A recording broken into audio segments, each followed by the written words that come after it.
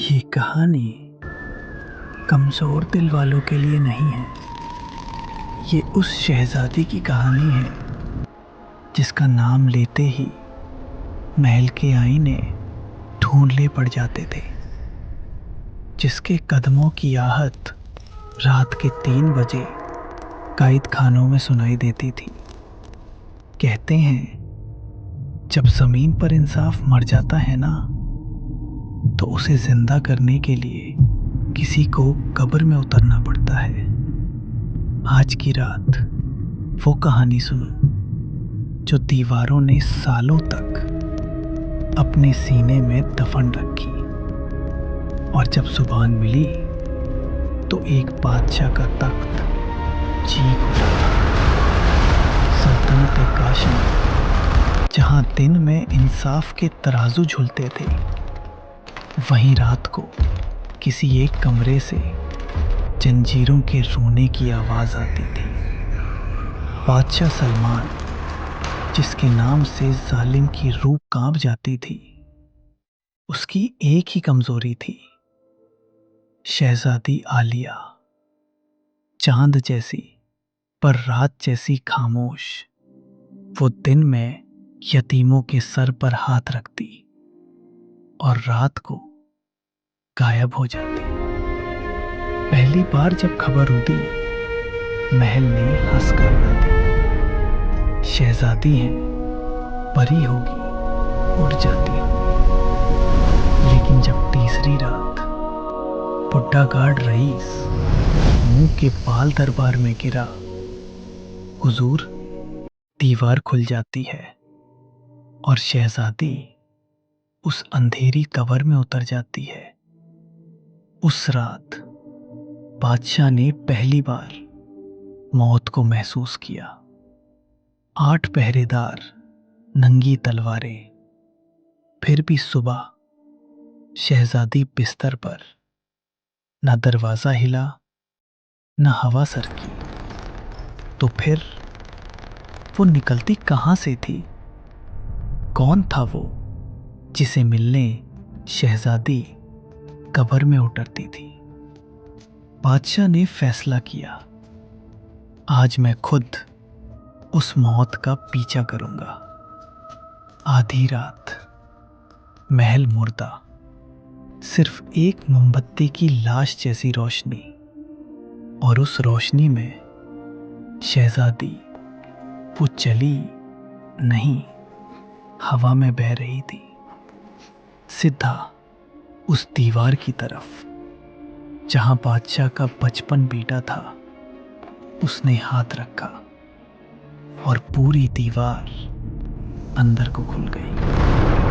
अंदर सिर्फ सीलन, अंधेरा और मौत की बदबू।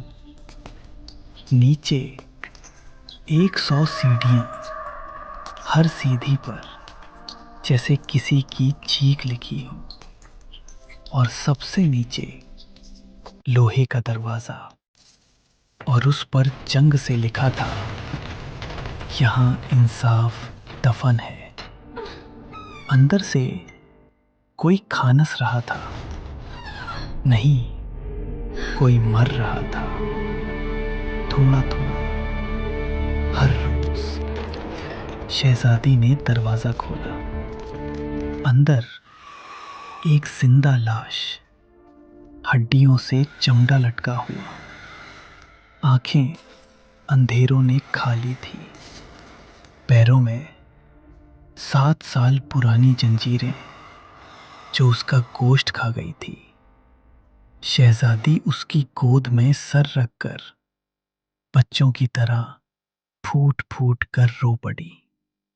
बाबा, रहीम बाबा, मैं आ गई, देखो, मैं आ गई, माफ कर दो बाबा, मैं रोज आती हूं पर आपको यहां से निकाल नहीं पाती। ये जंजीरें अब्बा हुजूर के हुक्म से लगी हैं। मैं क्या करूं बाबा? पर्दे के पीछे बादशाह पत्थर बन गया। उसके सामने वजीर रहीम था, जिसे उसने 7 साल पहले मुर्दा समझकर इस कब्र में जिंदा दफना दिया था। क्यों? क्योंकि वजीर करीम ने कहा था, इसने गद्दारी की है हुजूर। सुबह दरबार, बादशाह तख्त पर नहीं जमीन पर बैठा था, आंखें खून से लाल। शहजादी को बुलाया और पूछा, नहीं, चीखा, बोल आलिया, 7 साल से तू इस लाश को क्यों जिंदा रख रही है? बोल। क्योंकि अब्बा, आप बादशाह होकर अंधे हो गए थे। आपने दोस्ती के नाम पर एक सांप को वजीर बना दिया। वजीर करीम ने रहीम बाबा को इसलिए मरवाया क्योंकि रहीम बाबा ने उसे छोटी बच्चियों को बेचते हुए देख लिया था। और मैं हर रात इस कब्र में इसलिए उतरती हूँ क्योंकि अगर बेटी बाप के गुनाह ना धोए तो कौन धोएगा? तहकीकत हुई, कब्रें खुली, छोटी छोटी हड्डियां निकली और हर हड्डी वजीर करीम का नाम ले रही थी। बादशाह ने खुद अपने हाथों से वजीर रहीम की जंजीरें काटी और उसी वक्त वजीर करीम को उसी कब्र में जिंदा दफना दिया। ऊपर से हुक्म दिया, इस कब्र का दरवाजा अब कभी नहीं खुलेगा। उस रात बादशाह शहजादी के कदमों में बैठा था। उसके हाथ अपनी बेटी के आंसुओं से धो रहा था।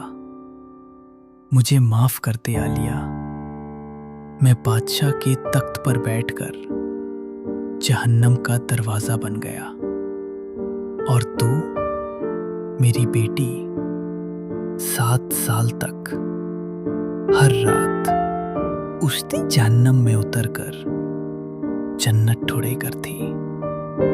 उस तक इसके कीम के जन्नत ढूंढेगा।